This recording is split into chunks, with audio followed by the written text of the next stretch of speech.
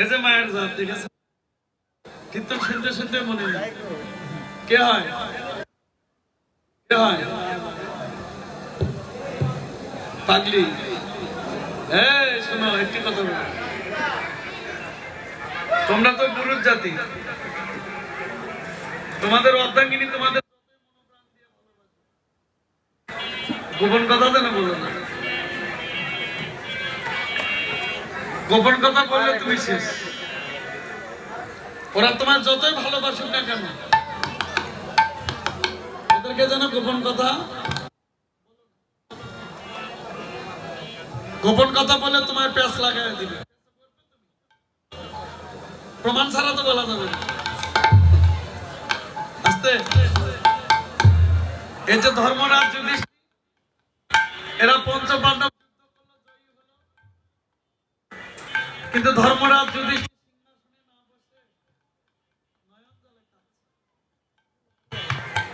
ছোট ভাই, মা কুন্তি এসে সিংহাসনে বসো, কাঁদছো কেন? বদনে কোনো কথা? আর আমি তোমার মা কুন্তি বলছি,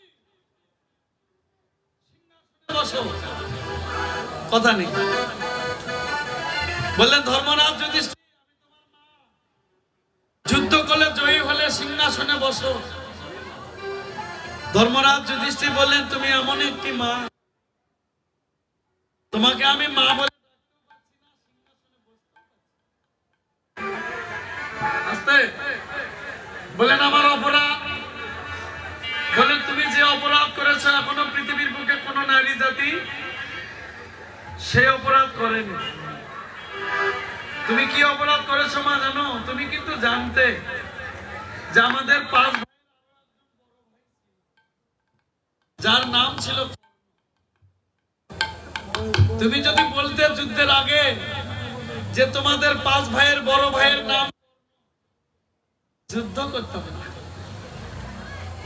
5 ভাইয়ের প্রাণ সঁপে দিতাম। কেন দিতাম মা জানো? এই সংসারে যদি পিতা মরে যায়, মরে না? সংসারে যদি পিতা মরে যায়, যদি ওই সংসারে বড় ভাই বেঁচে থাকে, বড় ভাই কি করে জানো? ছোট ভাইদের নিজের সন্তানের মতো, পিতার মতো আগলে রাখে। সংসারে যদি পিতা মরে যায়, বড় ভাই সংসারে পিতা হয়ে দাঁড়ায়, আর তুমি মা হয়ে কথাটি গোপন রেখে কি করলে?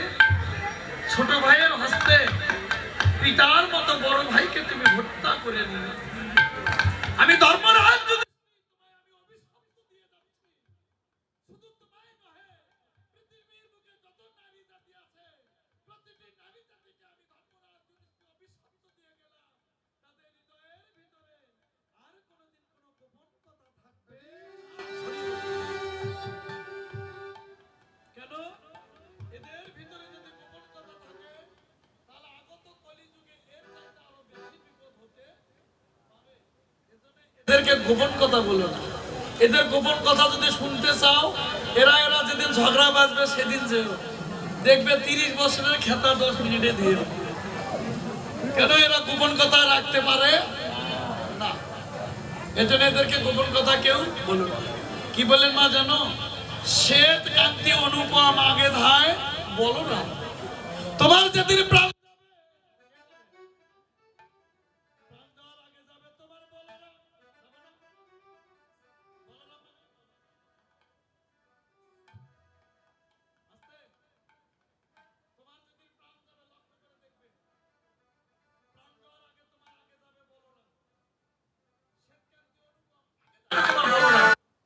বলরাম মানে তোমার দেহে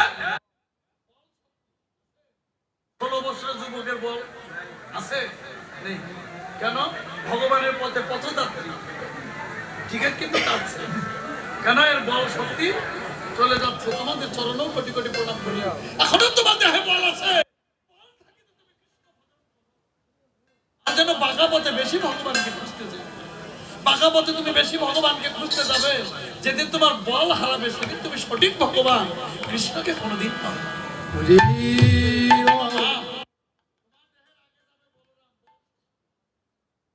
আর শিশু চলে ডানে বামে। তোমার দেহের শিশু কারা জানো? এই যে তোমার অঙ্গ প্রত্যঙ্গ, এরা আস্তে আস্তে, এজন্য শিশুকালে ভজে কৃষ্ণ কৃষ্ণ পাইবার আসে, যৌবন কালে ভজে কৃষ্ণ কৃষ্ণ ধান আমার আসে কিবা নাকি বা আসে, বৃদ্ধকালে দিদন ভজে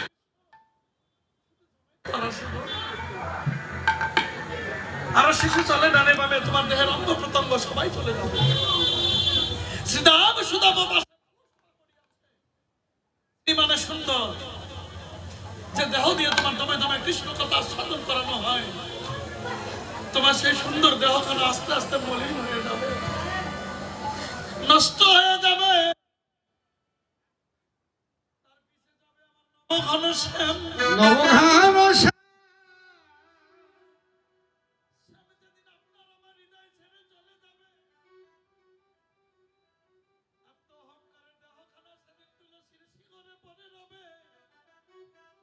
সেদিন সবাই বলবে বলো হরি হরি বল, বলো হরি হরি বল গোবিন্দ। সেদিন তুমি কৃষ্ণ নাম শোনায়, দুটি কর্ণ বলে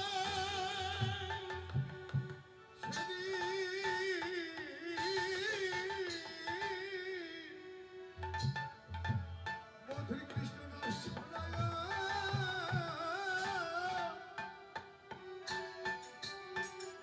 দুটি কর্ণ মূলে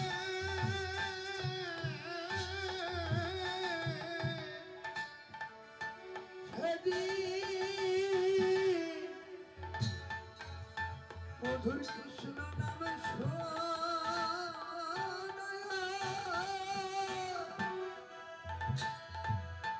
দুটি কর্ণ মূলে সেই দিন মধুর নাম শোনায়, দুটি কর্ণ মূলে দেহ তুলসীর তলায় যদি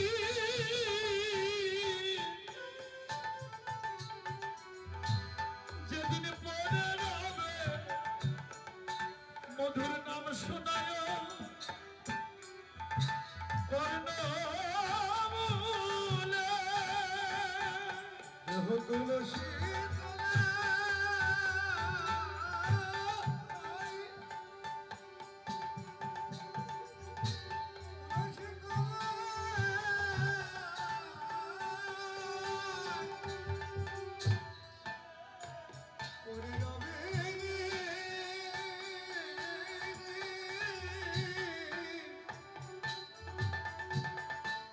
মধুর কৃষ্ণ নাম শোনায়,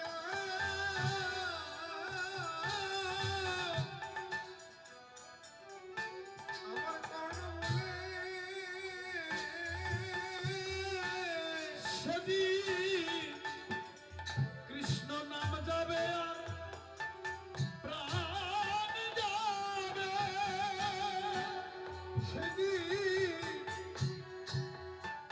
প্রাণ যাবে,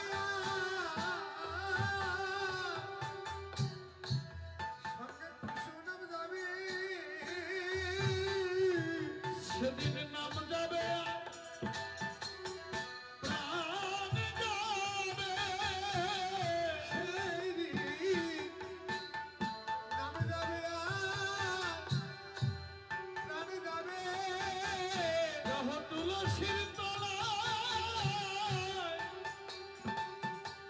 যেদিন পরে যাবে কৃষ্ণ নাম যাবে আর প্রাণ যাবে। রাধে তুলসী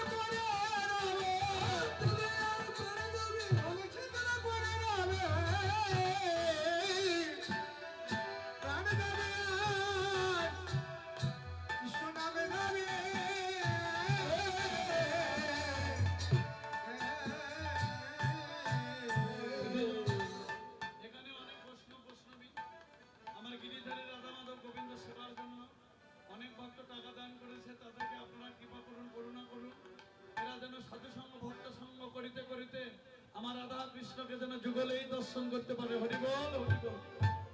ঘন বাজে সিংহ বেনু, গগন গখরে রেণু, ভগবতে সিংহারেণু ভগবতে বকুল রেণু পথ চলি করি কত রঙে, বদে তুলি করি কত রঙে আমার পথ চলি করি কত রঙে। আরে বদে তুলি করি কত রঙে যে বনে যে ধেনু ছিল ফিরাইয়া যত্ন কইল, ছিল চালাইল কারো কত পান রে। তার কত ওরা জড়ক গ্রামের পাশে গিয়ে নিজ নিজ ধেনু বেছে নিয়ে আমার ভক্তিমতী মা গোবিন্দ সেবার জন্য দান করেছে। মাকে কৃপা করুন যেন যুগলে কৃষ্ণের সেবা যেন করতে পারে। হরি বল, হরি বল। সেদিন আমার সময় আছে। আজকে আর হবে কি? তারপর আসবে আমার শ্রদ্ধেয় গুরুভাজন কর্ণধর পণ্ডিত। তারপর রাত 2টা থেকে মনে হয় এখানে গানের পালা। এখানে অনেক ভক্ত দান করেছে, তাদেরকে কৃপা করুন সাধু সঙ্গ করে যেন গোবিন্দকে দর্শন করতে পারে। হরি বল। আর আমার এই ভক্তকে আপনাদের দ্বারে দ্বারে পাঠিয়ে দিলাম। যে যা পারো আমার রাধা গোবিন্দের সেবার জন্য একটু দান করো। যাও ভক্ত। অট্টালিকা পরি হরি প্রেমময়ী রাধা রানী যমুনার কোলে গোবিন্দ দর্শনে পেল, পেয়ে বলেন ও গোবিন্দ ওই না বেশে এসো তুমি, দাঁড়ায় রয়েছি আমি। ওই না বেশে এসো তুমি, দাঁড়ায় রয়েছি আমি। তুয়া বধুলাই বারণে, তুয়া বধুলাই বারণে।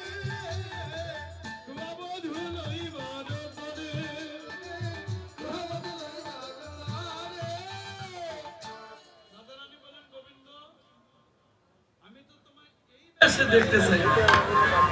ওই না বেশ, কোন বেশ? তোমার সারা দিনে ধুলি মাখা বেশ। গোবিন্দ বলেন রাধে ওই ধুলি মাখা বেশ কেন তোমায় দর্শন দিব, কিন্তু তার অগ্রে আমায় একটি কথা বলো, তুমি যমুনার কুলে কখন এলে? রাধারানী বলেন গোবিন্দ কখন এলাম জানো? রবি যখন বর্ষা পাতে মুই গেনু যমুনার ঘাটে, রবি যখন বর্ষা পাতে মুই গেনু যমুনার ঘাটে। তুয়া লাগি চাহি তারি মানে, আমি তুয়া লাগি চাহি তারি মানে। গোবিন্দ রবি, রবি মানে সূর্যদেব যখন বসে পাদে, পাদে মানে তখন মুই, মুই মানে আমি কোথায় গেলাম? যমুনার ঘাটে। যমুনার ঘাটে গিয়ে কি দেখলাম? ব্রজের বালক যত ভাবে চলে যাও, ব্রজের বালক যত ভাবে চলে যাও।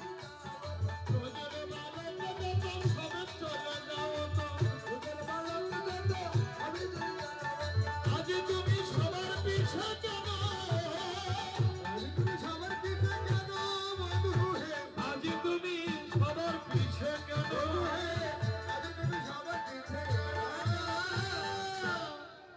দেখলাম ব্রজের বালক যত সবাই চলে যাও, সবাই তো চলে গিয়েছে, বলো তুমি কেন পিছু করেছো? তোমার মতলব কি? গোবিন্দ ভয় পেয়ে গেল।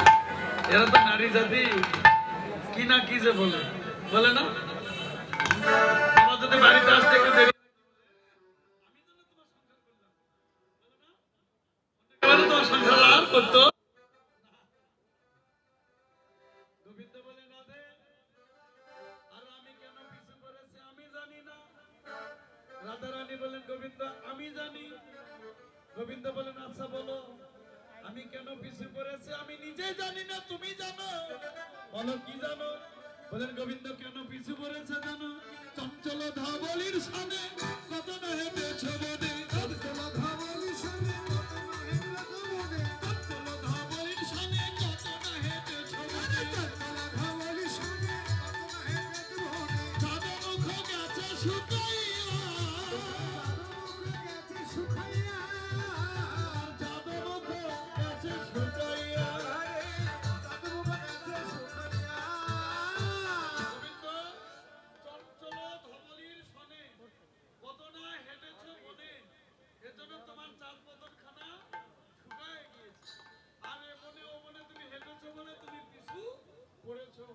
গোবিন্দ হে চাঁদ বাদন শুকায় আছে, ভালো করবে, ভালো করবে, এই যে ভালো হচ্ছে।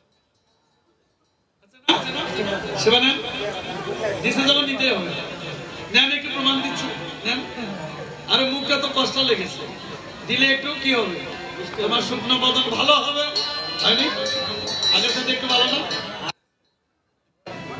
নেন নেন নেন বাবু, নেন নেন, বদন ভালো হবে। কি দিয়ে? আমার মন্দিরে যায় কর্পূর তাম্বুল খাইয়া, আমার মন্দিরে যায় কর্পূর তাম্বুল খাইয়া, আমি সবার তো ভাগিয়া, আমি সবার তো ভাগিয়া, কোথায় যেতে বললেন? আমারও মন্দির।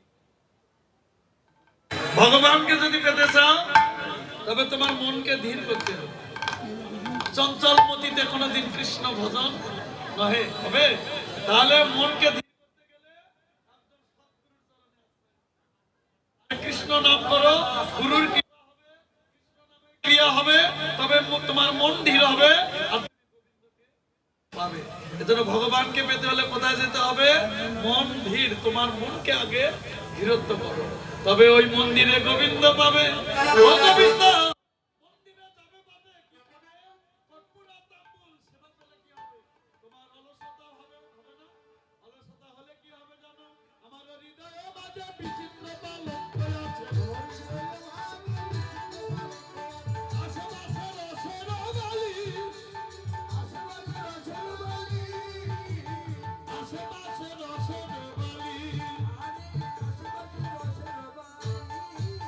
কিন্তু আমার হৃদয়ের মাঝে বিচিত্র পালঙ্ক আছে। আছে বাড়িতে দামি খাট,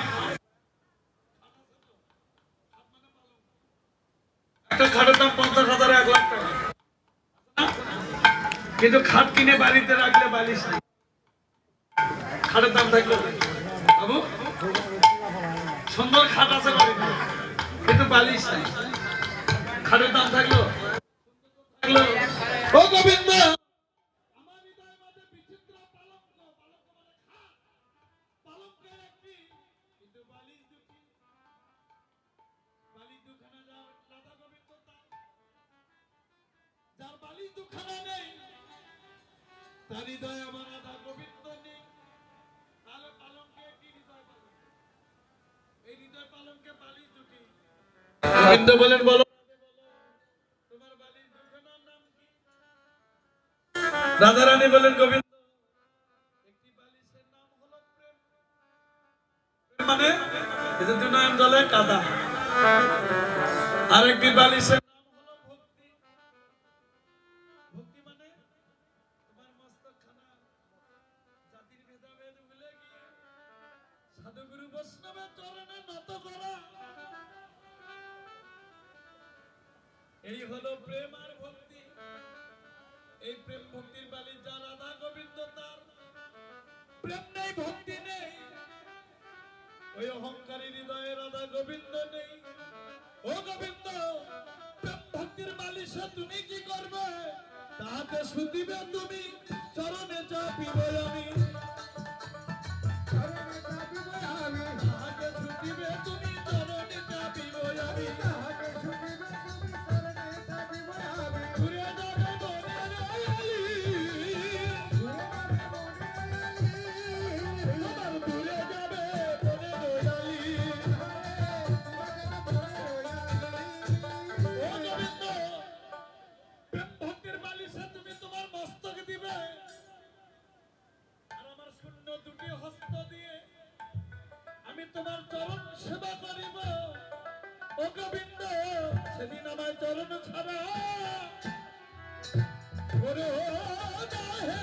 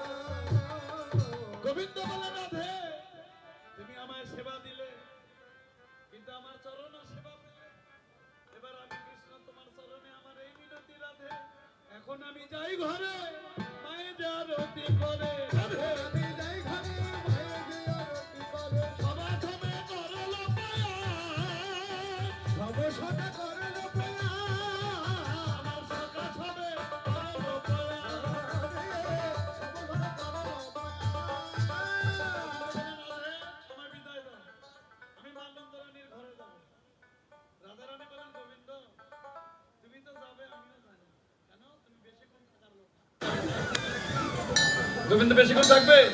কেননা হাজার হাজার লক্ষ লক্ষ ভক্ত যে যখনই ডাকবে ভগবান সেখানেই গিয়ে প্রবেশ করবে।